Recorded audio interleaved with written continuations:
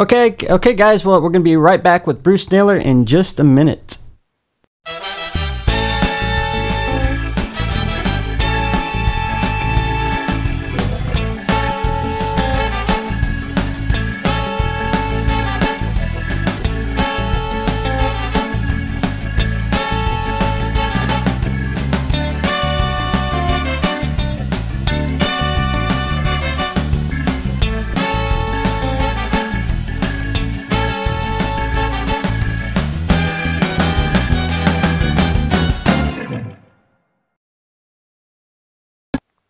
And we are back. We have a guest with us as well.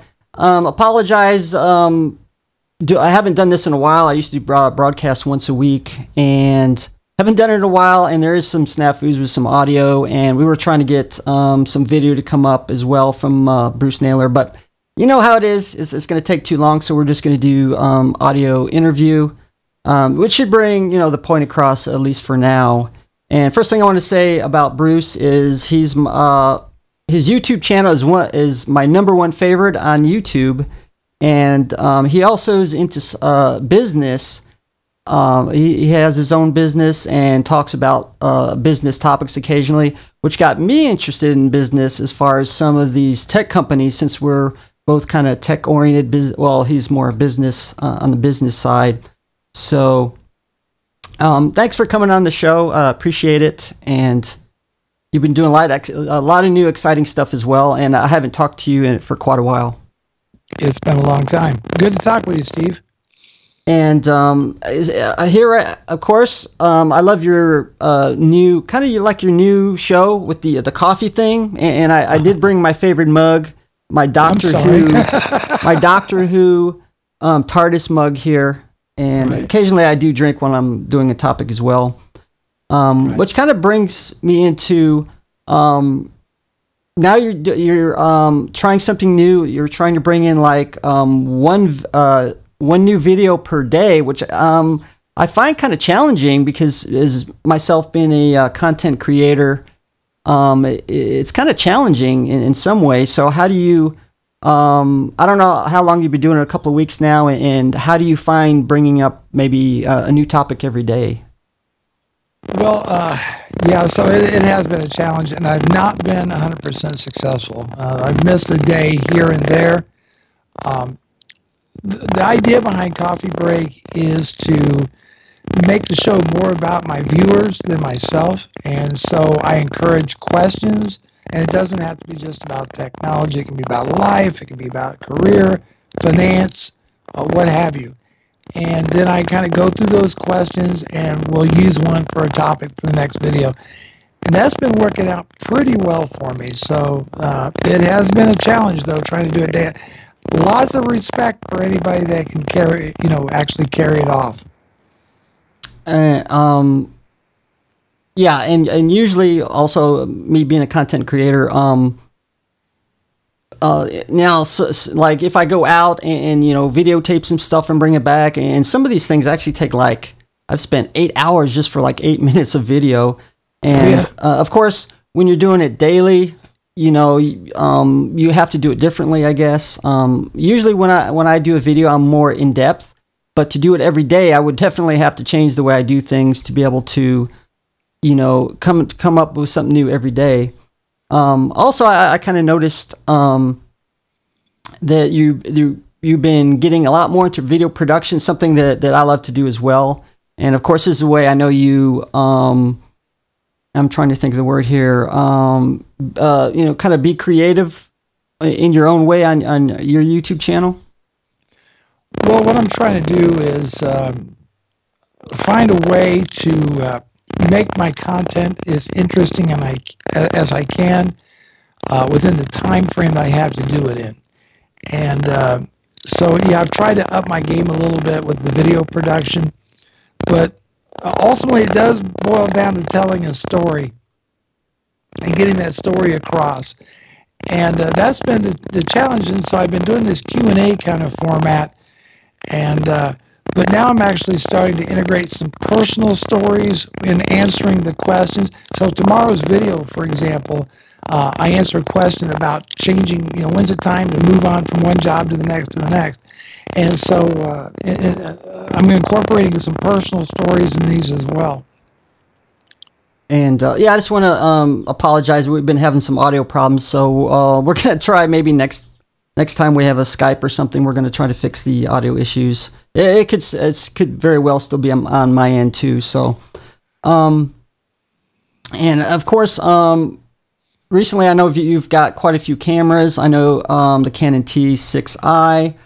I got here Panasonic. Oh, I'm sorry, that's the wrong one. Luminix DXC FZ200, and recently you acquired a Canon 70D. Now, I'm sure you have some other smaller camcorders as well. It seems you've been focusing mostly on the DSLR style, maybe, of shooting video. And I kind of got turned on to Canon glass about 2 years ago, actually, and I was just trying to get the gear, and actually I started out by buying my lenses before I bought the cameras because I got some deals on some lenses. But I had been shooting on the Panasonic bridge cameras, and I had the FZ1000, which was a 4K consumer camera, very nice, but the image stabilization on that is very active, and the lens barrel puts out a lot of noise.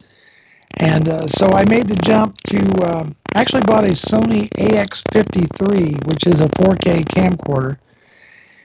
And so I have that because I wanted to have something to take out and about. And then about a year ago, I bought the T6i, and my first actual Canon camera. I already had a lens for it, and so I started with that. And I tell you, I really love the ability to swap the lenses on the DSLRs, so that's made it nice. And just all the manual controls, as well as I've been shooting with a CineStyle picture profile and doing grading with it, so it's been great. And yeah, actually, I was going to maybe ask you if I had enough time, if you are using maybe a different picture profile, perhaps neutral style, or even the Technicolor CineStyle, which I've used before when I experimenting with my T3i as well. And it's kind of interesting. You mentioned with the I think your camera that had 4K. And a lot of times, I'm not, being against 4K at all. Of course, a lot of companies they advertise, 4K, bigger, brighter picture. But I think a lot of times, of course, some of the biggest advantages of 4K is you're going to have a higher resolution for maybe large flat panel display or something like that, or you can down-res it to 1080p and you're going to get a superior picture. But often I think people miss, don't think about maybe the sensor quality. Is it good in low light? How much, I'm trying to think of the word here, which I guess escapes me, but how much dynamic range it has and so forth. And I think that kind of gets lost in the consumer realm. Yeah, I agree with you on the sensor size. The AX53, I think, has got like a 1.3 sensor. It's a small sensor. Yeah. But it has been optimized for 16:9 aspect ratio, and it does okay in low light. That is the key when you're dealing with the smaller sensor sizes. They have a prosumer model called the AX100, and I almost got one of those. But when we get to the whole 4K thing, I could have actually got a Panasonic came out with a new bridge camera, the FZ2000. There's the G7s from Panasonic. Panny makes really nice mirrorless cameras. I think the G7's one. And now here's the thing that's getting to me is the number of people dropping Canon and moving to Sony. I don't know if you've noticed this or not, but a lot of the big YouTubers like the Casey Neistats and others have been dropping Sony or Canon and moving over to Sony. And but they still say, you know, Canon still has the better color. So it's kind of interesting to me why I guess it's the 4K. Let's be honest with you. They're shooting 4K now, and for whatever reason, Canon's just dropped the ball. I mean, they're just not doing it. I mean, I was really shocked when the Canon 80D came out, and was it the new T7i? Yeah. When these cameras come out, none of them have a 4K recording on it. I mean, I don't understand where Canon's coming from on that. I've seen that brought up a lot, and I know you mentioned the Sony, and I haven't really been keeping up with that, but I did actually watch a video the other day, and they did mention that that the reason why they're switching from Canon to, you know, Sony, and off the top of my head, I can't remember all of it. With Canon, I kind of agree with you. I think they're afraid of bringing 4K to a mid or lower price point because that would cannibalize some of their higher end cameras. And, well, I don't know. I'll give you an example. Was it the C100, right? Is their kind of their entry point into 4K? Is that right? No, actually, I think they have a C300 Mark II that might be able to do 4K. Now, actually, I'm actually using my Canon C100 for to capture video, at least for me. And what's nice about it actually does use a 4K sensor, but the only thing is it down reses to 1080p, but you still actually get a much better picture than you would using a 2 megapixel sensor, which is the minimum that you need for 1080p.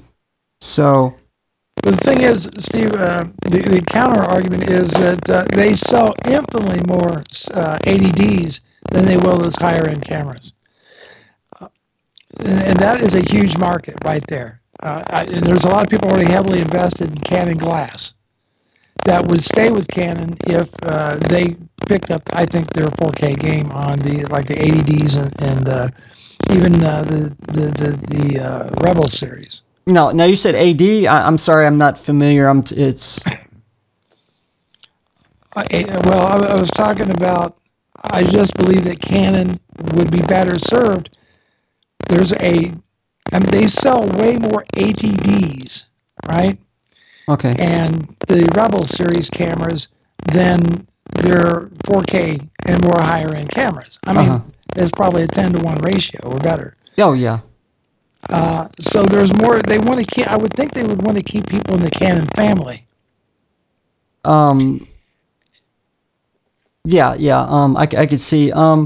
Well, of course, with lenses, I think even with photographers and maybe even videographers, their lenses are actually one of their key components that they want to keep, and then they often just switch cameras, if they want a better one with more features or something like that, obviously. Right. So, that's one of the big advantages of, having removable lenses. You can use them on, different cameras. And of course, then you could also perhaps, even if you want to get away from Canon, there might be an adapters available to put on maybe even a Sony. I'm not sure. There are probably some out there. Was it the Metabone Speed Booster? Yeah.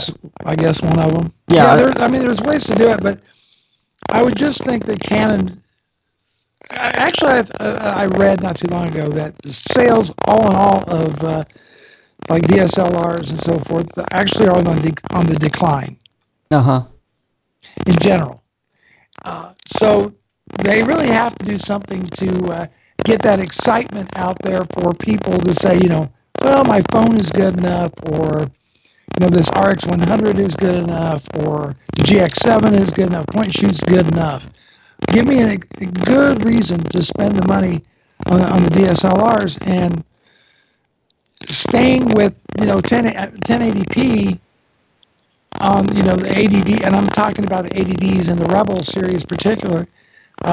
Staying in the past is not helping their cause. Yeah, but I think they will. From what I hear, they may make small enough changes, and it really shouldn't be small, to try to get them to stay with the Canon cameras. Now, I do know there has been some surveys out there, and I know as far as with camera and lenses rental houses that, rent them out to videographers, photographers. And I know at one point, I don't know if this has changed, but I think one of the most popular rentals either is or was the Canon C300. So there is, I think they are popular, but of course that could be changing with the alternatives out there. Eventually that could change and possibly drastically. Well, this is where Sony is really going to town. This is where Panasonic has done a great job. They've got that. You take the new FZ 2000, which is a bridge. I happen to be a fan of bridge cameras for a lot of reasons, but that's pretty much a GH5 Lite, and it's designed for videographers. It's a great camera. Of course, the problem is it's kind of got a slower lens, and it's not as wide as I would like personally. But they've done a great job. Panasonic, they've come out with the GH5, kind of their thing. So they've done well. Sony is just really blowing everybody away. They have the consumer camcorder shooting 4K, the AX53. They have the AX100, which should be refreshed anytime. They have those cameras on the prosumer level. So 4K recording under $1,000 on a DSLR, I think is vital for Canon to do that. Now, whether they do or not, I don't know. But anyhow, shooting DSLR video has got its real advantages. I am looking for I do have the AX53 to kind of go out and about, but it's not inconspicuous enough. I wouldn't want to take it. Somewhere casual, there's just lots of people around. It might cause people to notice I have a camera. So I'm kind of thinking about getting a GX7 or the Canon GX7 for more vlog-like stuff. I'm not really sure. Yeah, I do know that the Panasonics are pretty popular. Of course, I think it started with the GH3. Did I say that right? GH3, I think. Or I think that was like the big one that does 4K. And GH4. I think you're thinking of the GH4. Oh, I'm sorry. Okay, GH4. Okay. Yeah, there's all these numbers and specs and stuff going around in my head. I'm trying to keep it straight. So. I know. But the gear is not important. Ultimately, it's ultimately getting the shot and it's getting the story. Whether it's shot on a cell phone or whether it's shot on Epic, Red Epic or something like that, it's all about getting the story and getting the shot. The gear is not as important. You know what? I agree with you 100%. Because I find even now I do have some more expensive cameras, but I find if you don't shoot it correctly, obviously then there's going to be problems. And I've seen even people on YouTube even considering, one of them has I think a Rebel T3i, and he was considering going maybe to Canon C100 or something else. But he decided to choose to stay with his T3i because he felt that. The storytelling, I know that YouTuber, DSLR guide or something like that. British kid, right? Yeah. I think he has a DSLR. He's made several videos about keeping that camera. Yeah, he did make one though. He was considering changing, but he did consider and the Rebel series like T2i through I think what is it T7i now. Mm-hmm. And they absolutely, if you set it correctly, you can absolutely get some really good video off of them. And you sure can. There's no doubt. One of my challenges is still lighting. My home office. It has to be functional for my business, and then because I do YouTube more as a hobby, things like lighting and set design and all that has taken a back seat to functionality. And so lighting has been a big problem. I have one window in my office, this one, and it faces the east. So I get either tremendous sunshine early in the morning, and then I don't get very good lighting the rest of the day. So that's always been my my devil is getting the lighting down. But hopefully I've gotten better with it. But it's like, to me, I just want to make interesting content. That is ultimately what I want to do, and engage the viewers on my channel, and find topics that gets people talking. They may not always agree with my take on things, and that's cool. That's great. Yeah. And that's what makes it fun, is getting different opinions and so forth. And, you know, I've caused. I think you've kind of called me out on the whole Mac thing. oh, yeah. I wanted to comment on that because. No, yeah, go ahead. Now I love debating, but even though I love to debate, I try to do it respectfully. And Yes, you because do. I wish there was a debating team when I was in high school. They didn't have any, but sometimes it gets tired of hearing the same old thing. Yada yada yada. I just want to give a different point of view. I'm like, well, did you ever think of this, or maybe this is the reason why, or and it's not necessarily I'm trying to create havoc, and I'm not at all. And of course, we do have our opinions. And I'm not really an Apple fanboy. I'm more of an Apple enthusiast, and I do love different operating systems. Linux I've used for a very long time. Mac, I have to stay with Mac because currently that's the best platform for broadcasting, video production for me. And then recently I did put Windows on my Mac, and I was surprised. There's a lot of stuff on Windows that I liked, and there's a few that I didn't. So just to let you know, and occasionally, sometimes a topic may get a little heated, but it's nothing to do with, trying to troll your channel, but just to let you know. It is, for me, I look at computers as a tool, all right? And whatever gets the job done as effectively and efficiently as possible wins the game for me. In my particular case, I've lately have found no real compelling reason for me to stick with the Apple platform. Mm-hmm. That doesn't mean it doesn't work great for somebody else. Yeah. The one thing I will say is that when it comes to editing, I've yet to find anything, in my opinion, as elegant as Final Cut Pro 10. Mm-hmm. All right? But I was a novice editor in the very beginning, so I didn't have any predefined notions of how an editor should work, right? Yeah. So when I sat down and started cutting video, I think initially it was on iMovie. Yeah. The old iMovie HD from years and years ago. And then my next experience with an editor was actually Final Cut Pro 10. And so I didn't have a lot of these preconceived notions, as far as bins and all this other kind of, what I'm saying, how like Premiere works and so forth. Yeah. And I tried a variety of editors on Windows, and there wasn't one of them I really felt comfortable with. I tried cheap stuff. Yeah. And I tried high-end stuff, and none of them I really worked for me very well. And then I discovered Vegas, which at the time was Sony, and that felt kind of intuitive to me for some reason. It just sort of made sense. Just like Final Cut Pro, and I think it's kind of you either love it or you hate it. One of the two. I don't think there's a lot of gray area there. And Final Cut Pro made sense to me, and Vegas sort of made sense to me in that same way.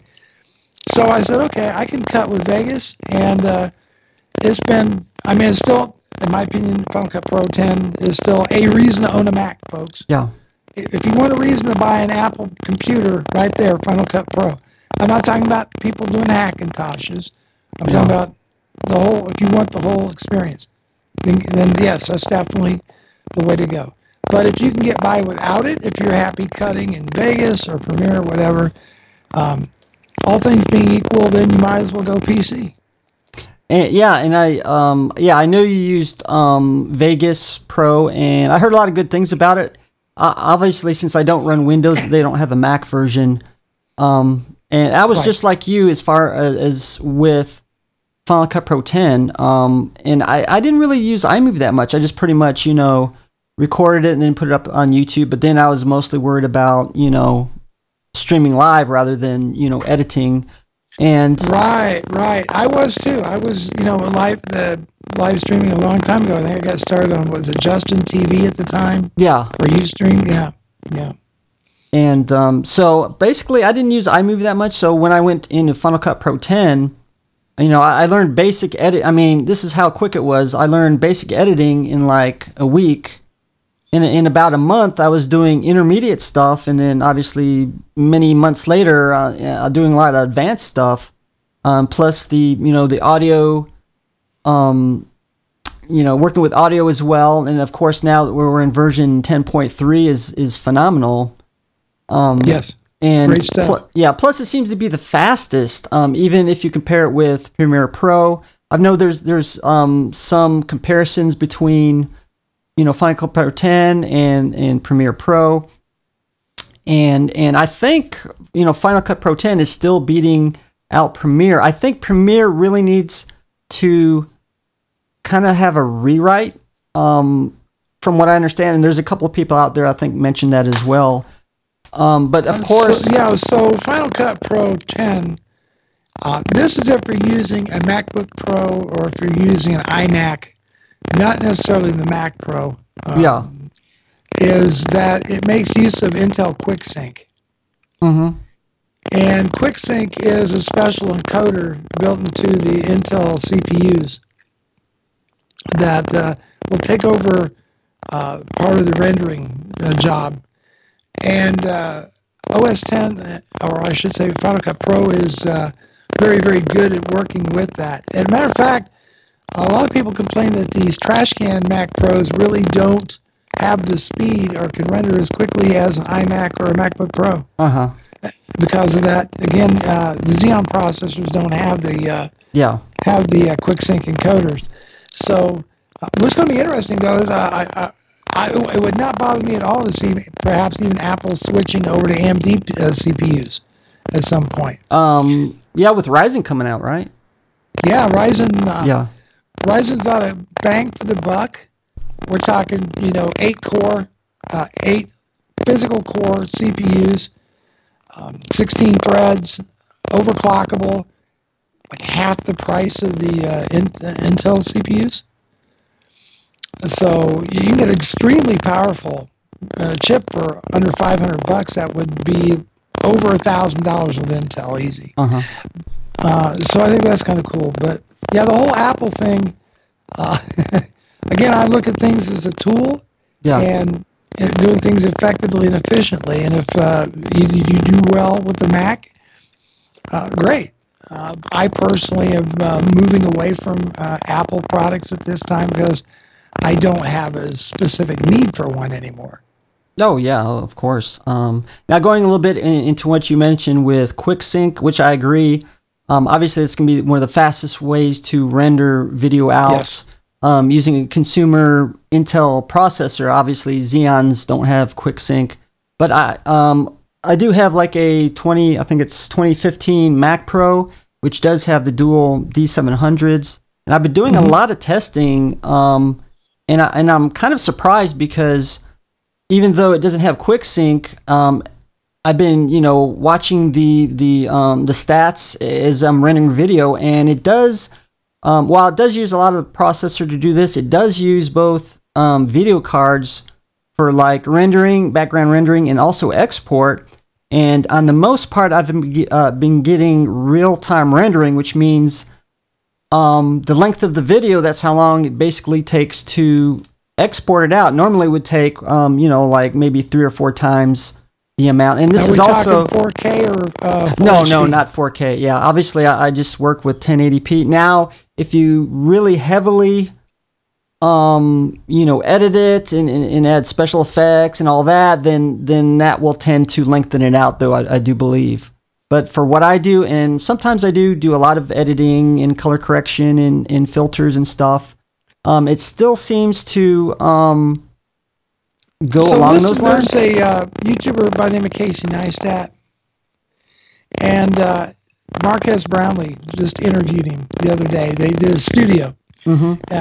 And anyhow, there's a part in the video where he has the trash can Mac Pro, top of the line. Yeah. Top of the line. But he edits on a 2016 MacBook Pro because he's saying that Mac Pro is too slow.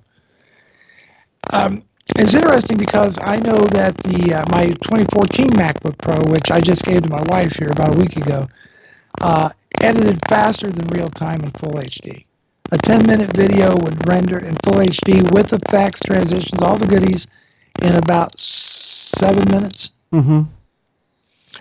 So, of course, the Mac Pro, if we don't say refresh that like next month, consider it dead. Well, I do agree with you there. It is in a desperate need of a refresh. But I've mentioned in some of my other video topics that I think the Mac Pro is, the way it was designed, it kind of stays more legitimate over a longer period of time. And I've talked about using, like, say, dual cards. Obviously, the software has to be able to use dual cards.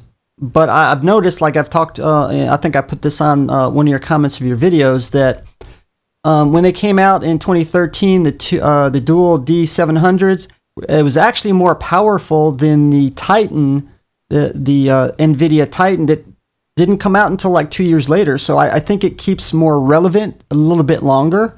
And then obviously, not this long though, Steve. Oh no, I agree. No, I agree with you there. Yeah, it's going on 4 years. Yeah, but of course now they have, you know, the Titan X and the Titan, you know, Titan Black and all that. And then of course, yeah, now it's not relevant. And I do agree with you there that it does. In fact, their whole line now. I think recently they did come out with a new MacBook or something like that. And also, I wanted to point out, I think there was another interesting article with the 2016 Mac Pro that came out last year, and it was actually an editor in the UK and British, and he mentioned that, you know, a lot of this stuff is, of course, there's a lot of hate with Apple, you know, their hardware is not fast enough and so on, but he said he was, you know, editing 5K, you know, natively, right, you know, using the MacBook Pro, you know, fine. And, you know, and so I think a lot of it's kind of overhyped sometimes. Of course, it has been a new refresh last year. And of course, that's why probably it's doing so well with 5K. Now, some of the older stuff that it's definitely need of a refresh, yes. Well, you know, I think if I look into my crystal ball, I'm going to guess that the MacBook Air is, if it's not already, is done. I don't know for sure. The Mac Mini is going to go away. Mm-hmm. And I would not be surprised if the Mac Pro doesn't go away. I would probably suggest that there may be an iMac Pro. Okay. Which would probably make more sense, I think, at this point. Apple really, I think, doesn't make any money on those Mac Pros. Uh-huh. When you look at the price tag, how many they sell, what they got invested in making it, they're probably not really making any money off them at this point. Now, this is my prediction for the Mac Pro, and I've been wrong before. I've really taken hits on being wrong, but I think it's going to last at least one more time, if, you know. But well, I hope you're right. I really do. Yeah. I don't know if they're waiting for the AMD to come out with a Ryzen or you know, what's going on. But yeah, it's in a bad need of a refresh. Refresh. Okay, we're showing about 43 after. So I want to thank you for doing an interview. It was very interesting talking about you and your channel, and you're thinking about some of your choices. And don't forget to check out Bruce Naylor's channel, which is, I believe, youtube.com user. Was that Frugal Tech? And I think I was trying to look at, yeah. Or you can just look up on YouTube Bruce Naylor. And I look forward to, you know, now I'm watching your videos every day, and so it's great that I don't have to wait any longer. I can just watch a video every day. Well, when you can. I know it's hard, right. So. All right. Well, thanks for having me on your show, Steve. Okay, thank you.